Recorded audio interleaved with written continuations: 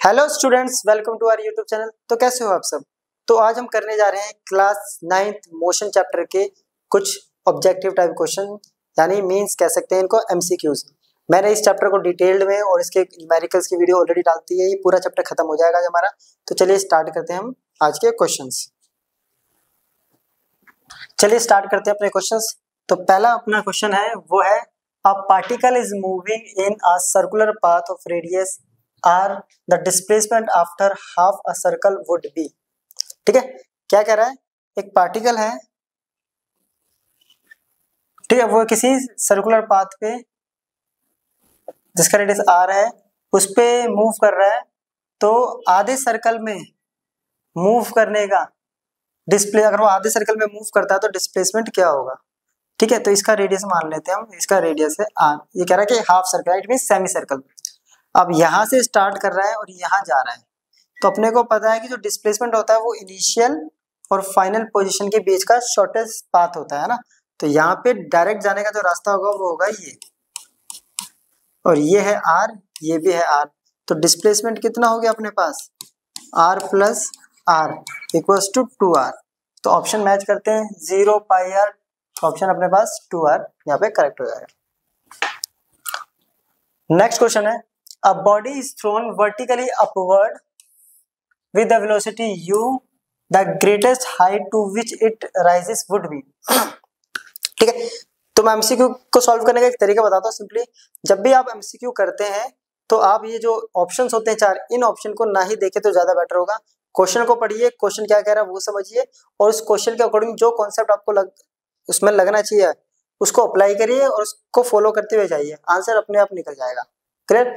तो क्वेश्चन कह रहा है मेरे पास एक बॉडी है, उसको हम वर्टिकली अपवर्ड फेंक रहे हैं। तो मान लेते हैं ये बॉडी यहाँ से फेंका इसको यहाँ इस हाइट पे, ठीक है, इसकी मैक्सिमम हाइट पे, तो इसको u वेलोसिटी से फेंक रहे हैं, मैक्सिमम हाइट पे जाके v हो जाता है 0 और हाइट हो गई इसकी h। ठीक है, तो हमें वो h बताना है कितना होगा। ठीक है, तो हमने एक क्वेश्चन पढ़ी है v square equals to v square minus u square equals to 2as। यहाँ पे v हो जाता है 0, राइट, a बन जाता है g, वो भी माइनस, क्योंकि ऊपर जा रहा है, g की डायरेक्शन होती है डाउनवर्ड, s हो गया h। तो ये आगे बने बस minus u square equals to minus 2gh, minus से माइनस कैंसिल, h निकालना है तो आ गया u स्क्वायर अपॉन में 2g। अब मैच करेंगे u स्क्वायर अपॉन में 2g, ये नहीं है, ऑप्शन बी करेक्ट आ गया। ठीक है, चलिए नेक्स्ट अपने पास the numerical ratio of displacement to distance for a moving object. तो कह रहा है डिस्टेंस और डिस्प्लेसमेंट का जो रेशियो है वो कितना होगा। तो इसके लिए बहुत एक बेसिक सा एग्जांपल लेता हूं मैं। इस एग्जांपल को मैंने आपको जब मोशन चैप्टर में डिस्टेंस और डिस्प्लेसमेंट कराया तब भी लिया था। तो मान लेते एक पार्टिकल जो है इस पाथ पे मूव कर रहा है ऐसे, ठीक है। अब जो डिस्टेंस अगर मान लेते हैं ये है 3 मीटर, ये है 4 मीटर, तो अगर बात करें हम डिस्टेंस, तो वो तो सिंपल क्या होगा, टोटल सम होता है। तो ये हो गया 3 + 4, है ना। डिस्टेंस क्या होता है, total length of actual path. और डिस्प्लेसमेंट क्या होता है अपने पास, शॉर्टकट। तो जाने का शॉर्टकट क्या होगा, अब इस पे पाइथागोरस लगा लीजिए, तो ये क्या हो जाएगा 3 स्क्वायर + 4 स्क्वायर, ठीक है। यहाँ पे आंसर आ गया 7 मीटर। इक्वल टू क्या हो गया 9 + 16 25 का आ गया 5। अब रेशियो किसको कह रहा है, ये डिस्प्लेसमेंट अपॉन में डिस्टेंस। तो डिस्प्लेसमेंट अपॉन में डिस्टेंस, राइट। डिस्प्लेसमेंट आया 5, डिस्टेंस आया 4, तो वैल्यू क्या आएगी यहाँ पे, अगर इसको देखें तो 0.49 आएगा 7 पर, 0.7, ठीक है, जो कि है 1 से छोटा। अब ऑप्शन में देखते हैं, always less than 1, always equal to 1, always more than 1, और इक्वल और लेस देन 1, ठीक है। तो इक्वल और लेस देन 1, तो हमेशा क्या आएगा ये ऑप्शन। अब क्या आएगा, ऑलवेज क्या लेस देन 1 आएगा, तो कंडीशन है नहीं, हर केस में नहीं आता। क्योंकि अगर मैं ये केस ले लिया स्ट्रेट लाइन मोशन में, अगर ये लेंथ है 10 मीटर, तो इस केस में डिस्टेंस भी 10 होगा और डिस्प्लेसमेंट भी 10 होगा। अब इस ऑप्शन क्वेश्चन को देखें तो लग रहा है कि लेस देन 1 आएगा, हाँ? इसलिए ऑप्शन में अपने को दे रखा लेस देन 1, बट इस केस में जो है रेशियो 1 आ रहा है। तो दो कंडीशन होती है, इक्वल और लेस देन 1, तो ऑप्शन डी अपना करेक्ट हो गया। चलिए नेक्स्ट करते हैं।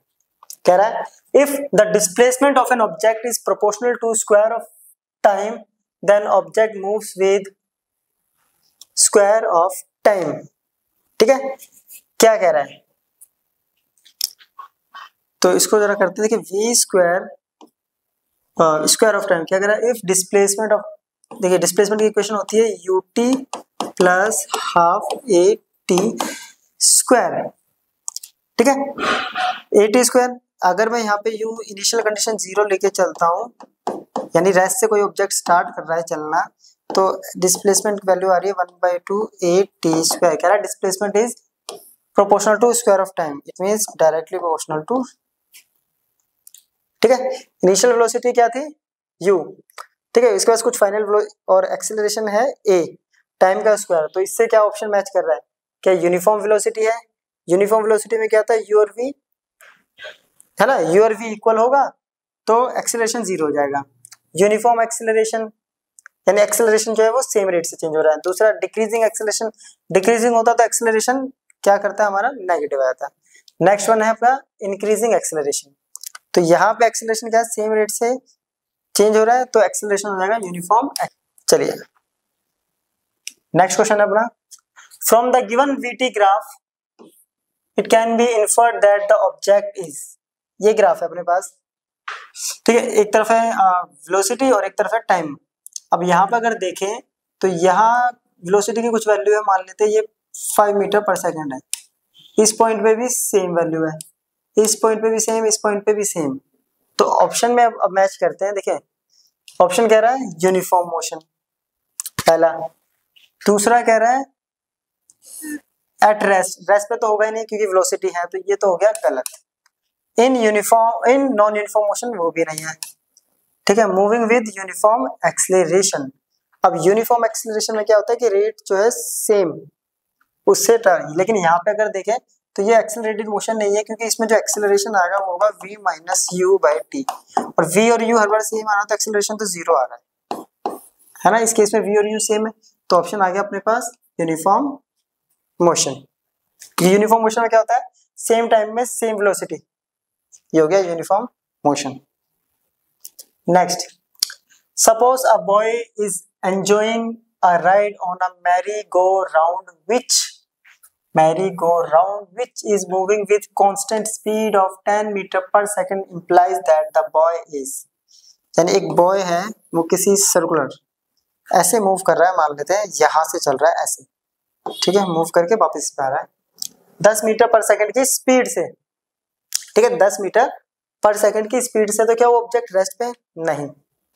मूविंग विद नो एक्सेलरेशन, गलत, क्योंकि हमने पढ़ा है कि जो सर्कुलर मोशन होता है वो एक्सेलरेटेड मोशन होता है, तो मूविंग इन एक्सेलरेटेड मोशन, तो ऑप्शन सी यहाँ पे अपना करेक्ट हो जाएगा, क्योंकि ऑलरेडी पढ़ चुके हैं कि जो सर्कुलर मोशन होता है वो एक एक्सेलरेटेड मोशन का टाइप होता है। Clear. Next, area under VT graph represents a physical quantity which has the unit. VT graph का एरिया क्या रिप्रेजेंट करता है, तो वीटी ग्राफ का जो एरिया होता है, अगर देखें तो देखें वीटी ग्राफ, इसमें दो चीजें होती है, एक होती है स्लोप, दूसरा होता था अपने पास एरिया, है ना। स्लोप रिप्रेजेंट करता था हमारा एक्सीलरेशन और एरिया रिप्रेजेंट करता था अपना डिस्टेंस, और डिस्टेंस की यूनिट होती है मीटर, तो इससे यूनिट होगी मीटर। अब इन्होंने जानबूझ के आपको मीटर स्क्वायर दिया जिससे बच्चा कंफ्यूज हो जाएगा कि एरिया बोला तो एरिया टिक हो जाएगा। तो ये कह रहा है कि जो वीटी ग्राफ का जो एरिया है उसके अंदर जो क्वांटिटी रिप्रेजेंट होती है वो क्वांटिटी है डिस्टेंस, उस क्वांटिटी की एसआई यूनिट क्या है, और डिस्टेंस की एसआई यूनिट होती है मीटर। नेक्स्ट क्वेश्चन अब है, 4 cars A, B, C and D are moving on a level road. Their distance versus time graph shown in figure. Choose the correct statement. तो ये अपने पास एक वीटी ग्राफ में 4 car हैं। अब ध्यान से देखें, अब इसको स्टडी करना सिखाता हूँ मैं आपको। सबका ना यहाँ पे एक्स एक्सिस पे और वाई एक्सिस पे परपेंडिकुलर डाल लेते हैं, जिससे हमें टाइम और वेलोसिटी मिल जाएगी।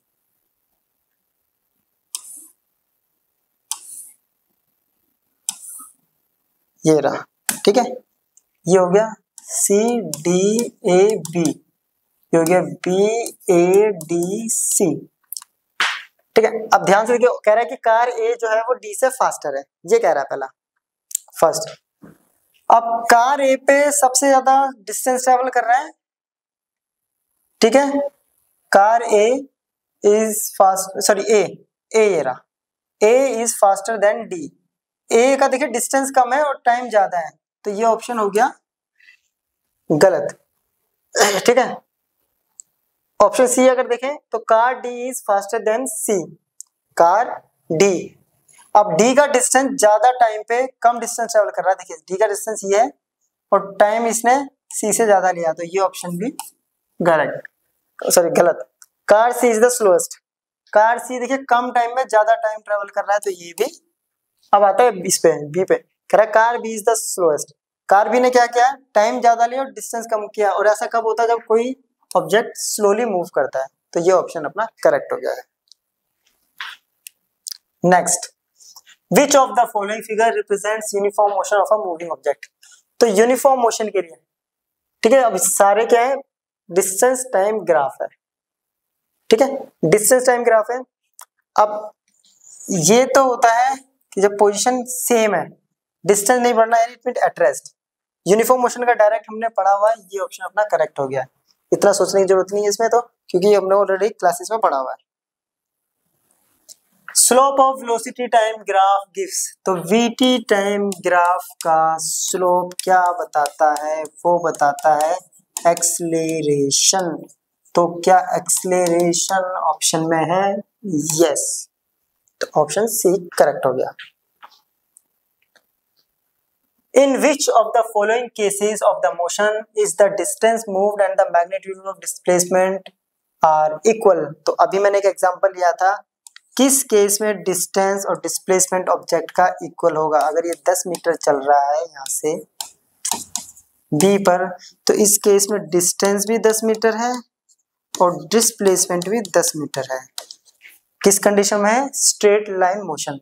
तो क्या स्ट्रेट लाइन का कोई ऑप्शन है, पहला ही ऑप्शन अपने को दे रखा है स्ट्रेट लाइन, तो पहला ऑप्शन करेक्ट। नेक्स्ट कह रहा है an object may appear to be moving to 1% and the same object may appear to be at rest to another person, this statement is.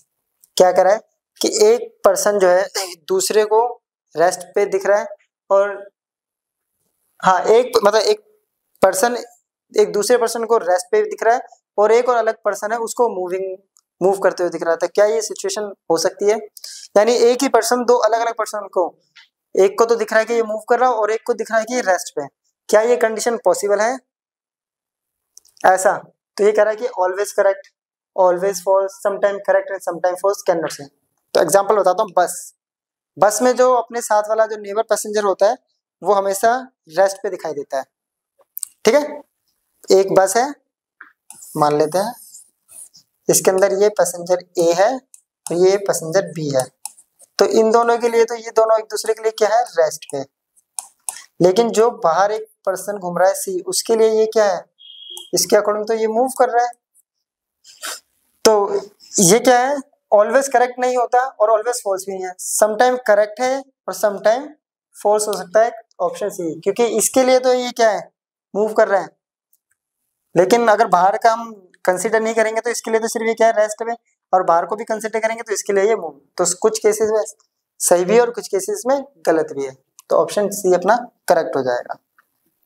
Next, a person moves through 100 metre in going from A to B and travels the same distance in returning from B to A, his displacement is.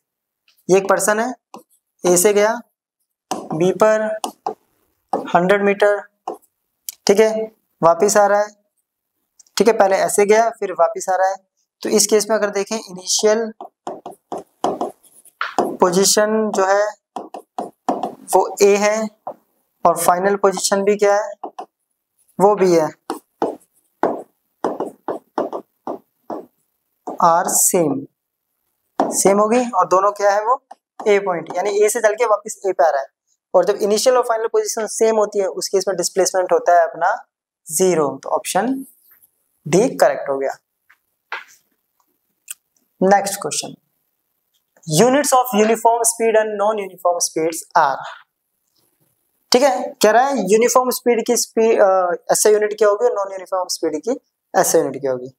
अब speed uniform हो या non uniform हो, unit क्या रहती है हमेशा same, और speed की यूनिट होती है मीटर पर सेकंड। तो ऑप्शन चेक करते हैं, ये नहीं है, ये भी नहीं है, हाँ ये ऑप्शन अपना करेक्ट हो गया, और ये भी नहीं है। Next, velocity of body is variable when. Velocity कब वेरी करती है ऑब्जेक्ट की। तो सबसे पहले वेलोसिटी होता क्या वो पता होना चाहिए। वेलोसिटी होता क्या है, simply speed with direction, speed with direction को कहते हैं वेलोसिटी। तो वेलोसिटी अगर चेंज करनी है तो दो चीजें चेंज करनी पड़ेगी, एक तो उसकी स्पीड, दूसरी उसकी डायरेक्शन। या तो दोनों चेंज करो या इन दोनों में से कोई एक चेंज करेंगे तो भी वेलोसिटी चेंज हो जाएगी, है ना। तो इसमें लिखा है कि ओनली स्पीड, गलत, ओनली डायरेक्शन, गलत, बोथ स्पीड एंड डायरेक्शन, या आइदर द स्पीड और डायरेक्शन और बोथ। ठीक है, बोथ करेंगे इसमें थोड़ा कंफ्यूजन हो सकता है बच्चों को, ये दो तो गलत है। तो पहले टिक ये लगा देगा, दोनों चीजें चेंज करेंगे, दोनों क्यों, इसमें से अगर मैं ये चेंज करूंगा तब भी वेलोसिटी चेंज है, या सिर्फ ये करता हूं तो भी वेलोसिटी चेंज है, या दोनों करता हूं तो भी वेलोसिटी चेंज है। तो ऑप्शन डी हमारा यहाँ करेक्ट होगा। The distance time graph of a body coincide with time axis the body must be। कह रहा है कि ये डिस्टेंस टाइम ग्राफ है और ये टाइम एक्सिस के कोइंसाइड मतलब पैरेलल है। ठीक है, तो ऑब्जेक्ट जब डिस्टेंस सेम होता है तो ऑब्जेक्ट किस पे होता है, ये कंडीशन कब आती है, जब ऑब्जेक्ट इस पे होता है अपना रेस्ट पे, और रेस्ट का ऑप्शन है इसमें, ये रहा B option correct. Next, the velocity time graph of a body is parallel to that time axis is. कह रहा है कि वीटी ग्राफ है इस पर और वो पैरेलल है टाइम एक्सिस के। तो ये कब होता है, rest, having uniform acceleration, having zero acceleration, having non uniform. अब देखिए यहाँ जो u की वैल्यू होगी यहाँ वही v की। ठीक है, u और v आर ऑलवेज इक्वल, इस केस में u और v इक्वल, u और v अगर इक्वल है तो एक्सेलरेशन होता है v minus you by T. जब दोनों की वैल्यू इक्वल है तो एक्सेलरेशन क्या हो जाता है, 0। तो 0 जो होगा अपना आंसर करेक्ट, तो C option correct. Next question, which of the following graphs represent a uniformly accelerated motion। इसमें से कौन सा ग्राफ यूनिफॉर्मली एक्सेलरेटेड मोशन को रिप्रेजेंट करता है। अब देखिए ये है पोजीशन टाइम ग्राफ और ये इसके पैरेलल है, ये होता है रेस्ट का, तो ये तो गलत। ये है पोजीशन टाइम ग्राफ और इसको हम, ये होता है यूनिफॉर्म मोशन का, तो ये भी नहीं है, इसमें तो कुछ है ही नहीं। तो ठीक है, रेस्ट हो गया ऑब्जेक्ट, ये बचा है लास्ट, तो ये ऑप्शन है, वैसे भी साफ दिखाई दे रहा है। यूनिफॉर्म एक्सेलरेटेड मोशन का हमने क्लासेस में आपने डिस्कस किया होगा, जब भी आपको कराया गया होगा। तो D option correct. Next, which of the following graphs represents a body at rest. कौन सा ग्राफ रेस्ट पे शो करता है बॉडी को। इसमें देखिए डिस्टेंस और टाइम, इसमें डिस्टेंस क्या हो रहा है, डिक्रीज हो रहा है, टाइम बढ़ रहा है, तो ये नहीं है। रेस्ट में क्या होता है, पोजीशन ही नहीं स्टार्ट होगी, ऑब्जेक्ट मूव ही नहीं करेगा, इसमें यूनिफॉर्म मोशन गलत।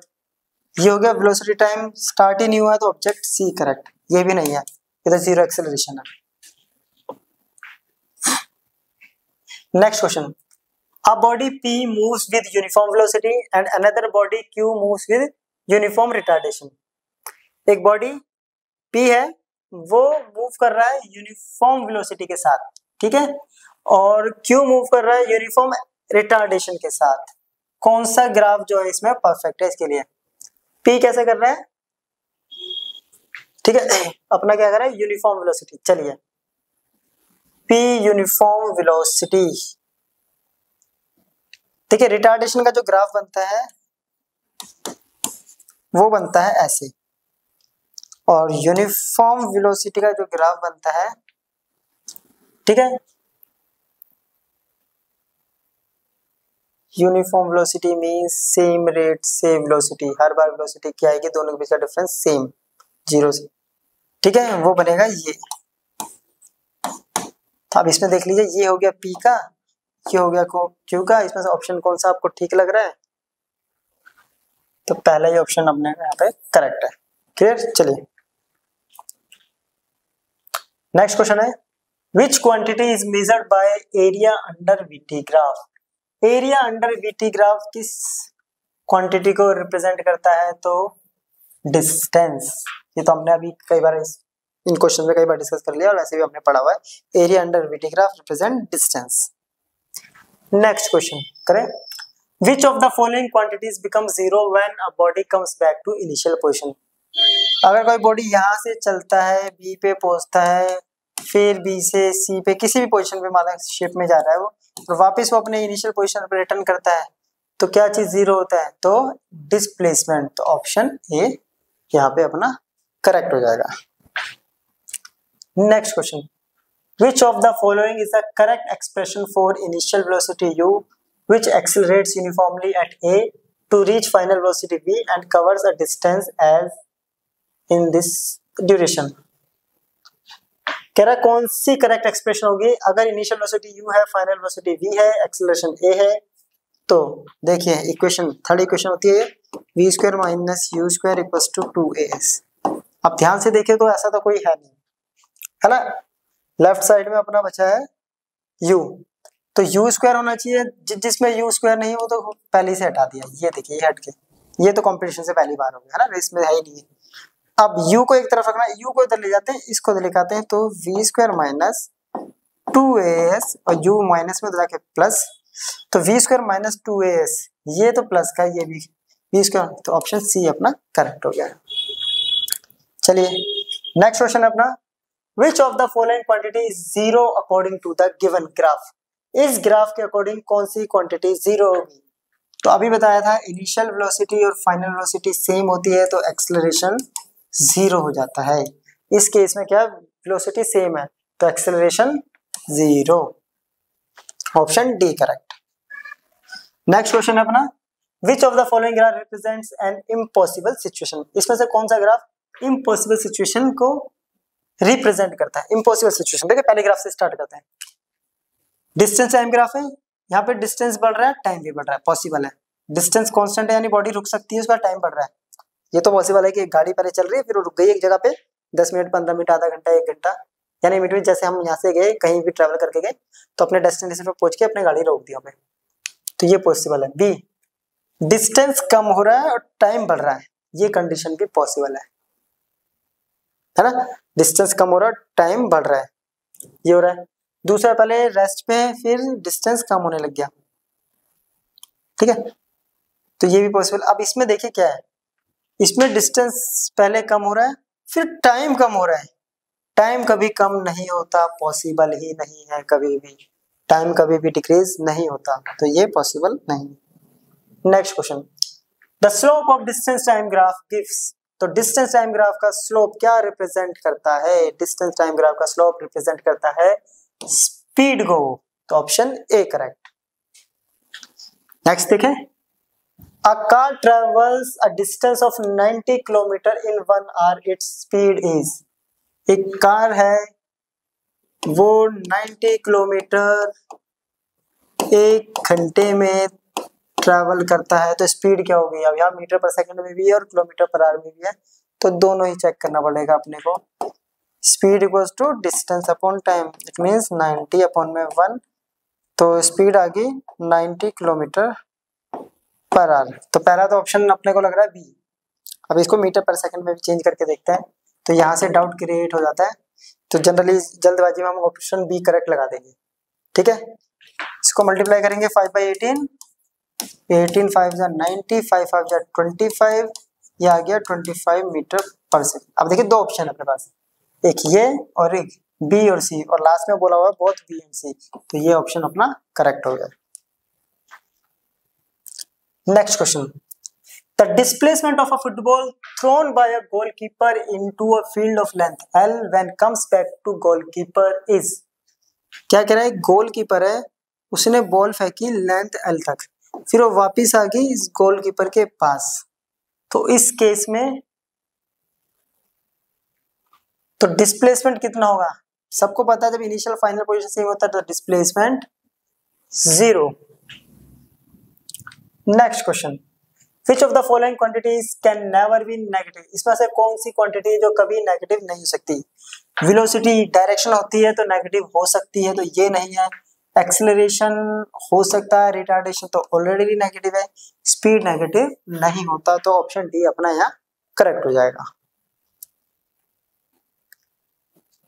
In the following graph, which part represents uniform velocity of the body? अब VT ग्राफ है, VT ग्राफ का यूनिफॉर्म वेलोसिटी कैसा होता है, तो अगर VT ग्राफ अगर हम देखें TV, तो यूनिफॉर्म वेलोसिटी का केस ये होता है। तो इसमें जो पार्ट अपना स्ट्रेट लाइन पर है वो है A से B, वो रिप्रेजेंट कर रहा है यूनिफॉर्म, और A भी है अपना B ऑप्शन, तो B ऑप्शन यहाँ करेक्ट हो गया है। तो यहाँ हमने कुछ MCQs करें, ठीक है, जो कि हमारे टोटली बेस्ड है मोशन चैप्टर पर। तो यहाँ हमारा चैप्टर कंप्लीट हो गया, खत्म। तो मिलेंगे अब नेक्स्ट वीडियो में, मैं इसकी एक वन शॉट भी डाल दूंगा जिससे कि आपको रिवीजन करने में इजी रहेगा। तो तब तक के लिए गुड बाय।